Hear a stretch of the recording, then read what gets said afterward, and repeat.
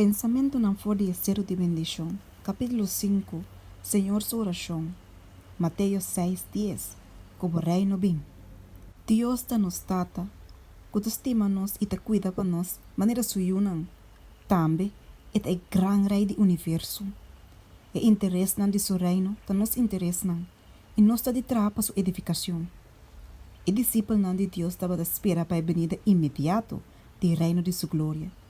Pero den edunamento de oração aqui, Jesus assinala que o reino não estava de baiuardo estabelecer no mesmo momento. Não estava de ter reza para a venida do reino como evento que estava de para o futuro. Pero a petição aqui também estava de dar uma segurança para nós. Mientras não estava de esperar o venimento do reino de não tempo, e hecho que Jesus avisa nós para reza para o reino, está evidência que dentro de Deus mesmo tempo, o reino lo bem seguramente. O reino de Deus, sua graça agora que está estabelecer. Segundo dia tras dia, coração não que estava de pecado e rebelião, está entregando a mesma soberania de seu amor. Pero o estabelecimento completo do reino de sua glória, lo toma lugar tem a segunda venida de Cristo no mundo aqui. É soberania, é domínio e é grandeza de todo o reino na bau de intercielo, lo guardo na povo de santo nan de Altíssimo. Daniel 7:27.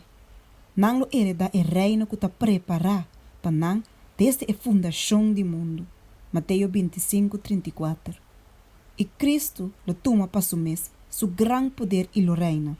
E porta nan celestial a trobe lo guardo abrir. E junto com 10.000 via 10.000 e miles nan de ser nan santo, nos Salvador lo vine como rei de reina e senhor de senhor nan.